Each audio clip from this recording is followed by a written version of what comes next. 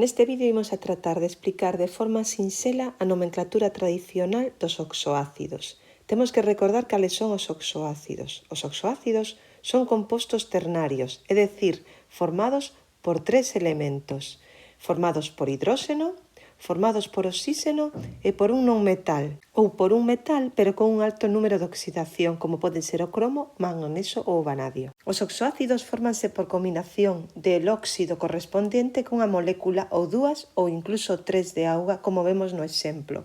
Así, o SO3 combínase con unha molécula de auga para dar lugar a H2SO4, que posteriormente veremos como se nomea.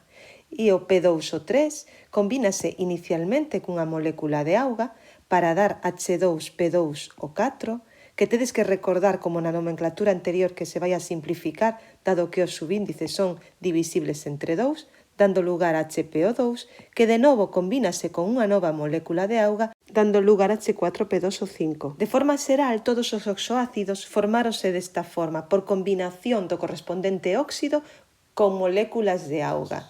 Que ocorre? Que temos que saber como nomear. Para iso vamos a seguir unha serie de reglas que nos van a permitir entender moi ben como se teñen que nomear os oxoácidos e a continuación tamén veremos como temos que formular os oxoácidos coñecendo o seu nome.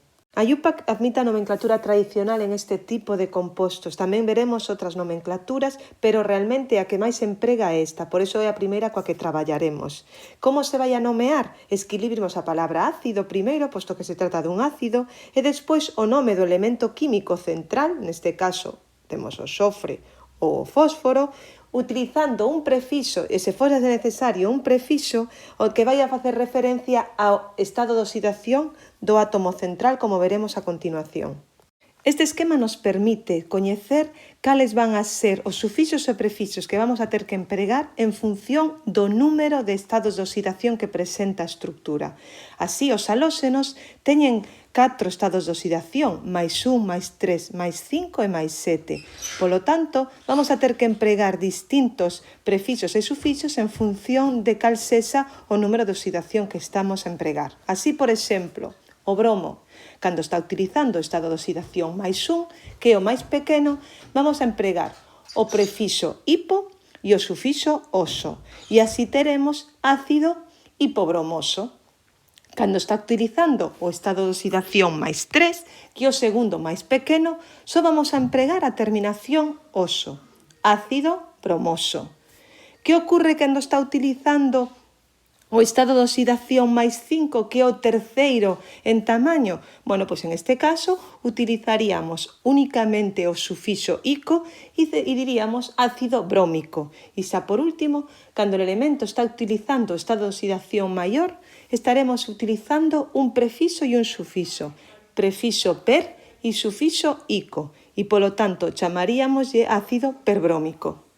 Cando o elemento únicamente ten 3 estados de oxidación, vamos a utilizar únicamente os prefixos hipooso para indicar a valencia pequena, oso para intermedia e ico para maior. Vamos a verlo con un exemplo. Así vamos a ver para o xofre. O xofre, cando está actuando coa valencia máis 2, que a pequena, poderemos decir ácido hiposulfuroso.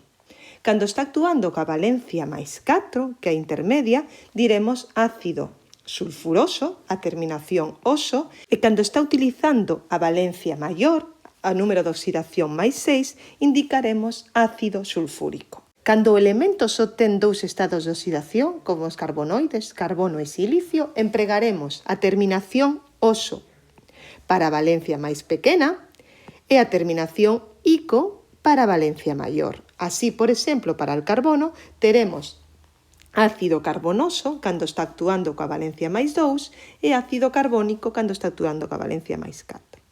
Cando o elemento só ten unha valencia, únicamente empregaremos a terminación ico e así teríamos ácido bórico. O manganeso é un elemento que ten unha certa excepcionalidade. O manganeso é un elemento que ten moitos estados de oxidación. E, cando forma os oxoácidos, só vai a empregar os estados de oxidación máis elevados, preferentemente o máis 6 e o máis 7. Pero ¿qué ocurre? Que temos que nomealos. Bueno, pois neste caso utilizaremos o sufixo ico cando está empregando a valencia 6 e o prefixo e o sufixo perico cando está utilizando a valencia máis 7. É dicir, que aínda que ten dúas estados de oxidación, non se vai a empregar oso para pequena e ico para grande, senón que se vai a utilizar ico para valencia máis 6, pequena, e perico para valencia máis 7. Por que se dá isto? Porque ten moitas máis estados de oxidación que se poderían empregar. Polo tanto, temos que facer este recordatorio. Así, o ácido mangánico será aquel en onde o manganeso este utilizando a valencia máis 6 e o ácido permangánico será aquela en donde o manganeso está utilizando a valencia máis 7.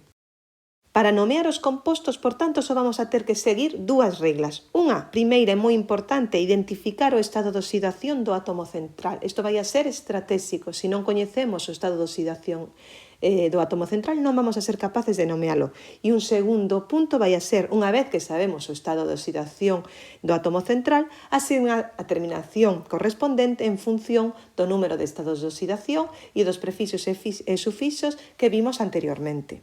Para poder nomear os compostos vamos a utilizar distintos exemplos para poder, primeiro, identificar o estado de oxidación do átomo central e, a continuación, asignar a terminación correspondente. Neste exemplo, HNO3, teño un nitróxeno e teño que saber con que estado de oxidación está actuando.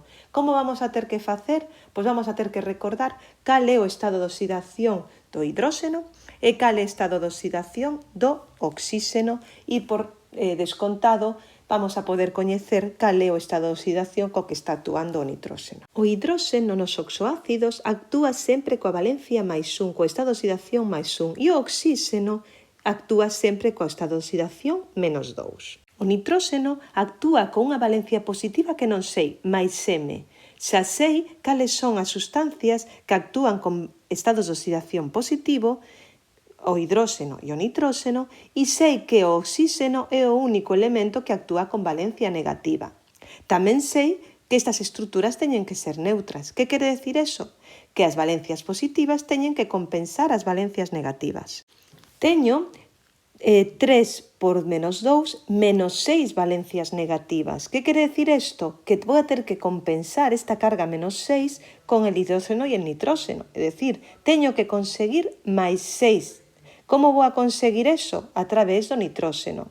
Eu sei que a valencia do hidróxeno que é máis 1 máis M ten que darme máis 6. Polo tanto, eu vou a saber que a valencia ou o estado de oxidación do nitróxeno vai a ser 5. Xa identifiquei o estado de oxidación do átomo central, E máis 5. Ahora teño que fixarme no esquema anterior e recoñecer cales eran os estados de oxidación que tiña o nitróxeno, porque as reglas van a ser diferentes. Sabemos que o nitróxeno está actuando coa valencia máis 5. Se nos fixamos no esquema, vemos que os nitroxenoides, nitróxeno, fósforo, arsénico e antimonio, poden actuar coa valencia máis 1, máis 3 e máis 5. Fixámonos que neste caso estaba actuando coa valencia máis 5. Polo tanto, teríamos que empregar o sufixo ico. Como se chamará este composto HNO3? Ácido nítrico. Únicamente incorporaremos a terminación ico. Imos ver agora outro exemplo, H2SO3. De novo, temos que seguir as dúas reglas que acabamos de ver. O primeiro, identificar cal é o número de oxidación do elemento central e, a continuación, escoller os prefixos e sufixos acordes con este estado de oxidación. Para identificar o estado de oxidación do xofre, chamémoslle máis M, é necesario recordar cales eran os estados de oxidación do hidróxeno e do oxíxeno. Recordemos que o hidróxeno sempre ten o estado de oxidación máis 1, e o oxíxeno menos 2. De novo, temos que recordar, como no caso anterior, que o número de cargas positivas e negativas se compensa. 3 por menos 2, menos 6. Menos 6 cargas negativas implican máis 6 cargas positivas. Polo tanto, este máis 6 o temos que conseguir a partir do hidróxeno, 2 hidróxenos por 1, máis M, que é a valencia do xofre, máis 6. M, polo tanto, vai a ser 6 menos 2, que dá un valor de 4. O estado de oxidación do xofre vai a ser máis 4.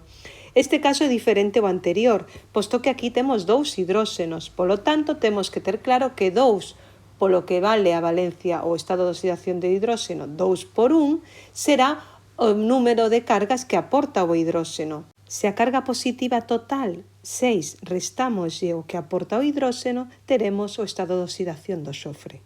Agora temos que escoller os prefixos e sufixos acordes con este estado de oxidación. O estado de oxidación do xofre é máis 4. Polo tanto, se nos fixamos, os anfíxenos xofre, selenio e teluro teñen 3 estados de oxidación. En este caso está actuando co estado de oxidación intermedio. De aí que teñamos que empregar únicamente o sufixo oso. Teremos, por tanto, o ácido sulfuroso. Imos ver agora un novo exemplo. Temos HBrO e queremos saber como nomearíamos este composto. De novo, nos temos que centrar nas dúas reglas. Identificar o estado de oxidación do elemento central, neste caso o bromo, e a continuación escoller os prefixos e sufixos acordes a este estado de oxidación. Bueno, pois vamos a seguir de novo as mesmas reglas. Para eso, vamos a supoñer que o bromo ten unha valencia máis M. O hidróxeno sabemos que ten valencia máis 1 e o oxíxeno valencia menos 2. Neste caso só teño un oxíxeno, polo tanto só teño unha carga negativa de menos 2. H máis Br terán que aportar esa carga menos 2 e o hidróxeno aportaba a carga máis 1. Polo tanto, neste caso é moi sinxelo e saberemos que o bromo actúa con carga máis 1.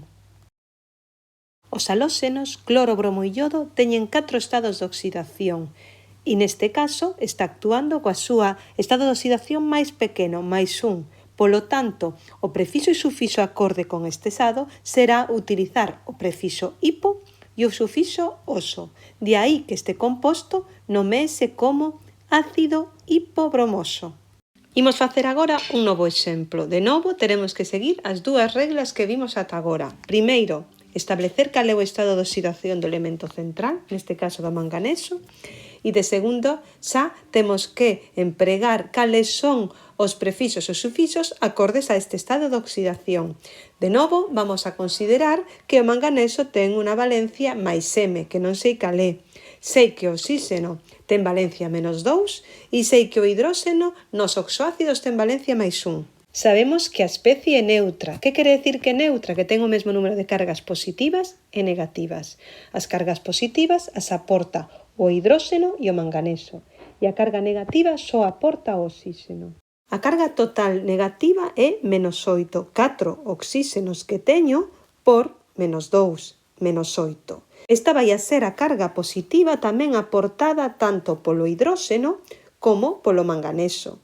2 átomos de hidróxeno por 1 que a súa carga máis a carga do manganeso máis M que non sei cal é, dará un valor de 8. Se a 8 lle quito 2, me dá unha carga de máis 6. O estado de oxidación do manganeso será máis 6. Como o manganeso está utilizando a súa valencia máis 6, sabemos que temos que empregar únicamente a terminación ico. Polo tanto, sabemos que se trata do ácido mangánico.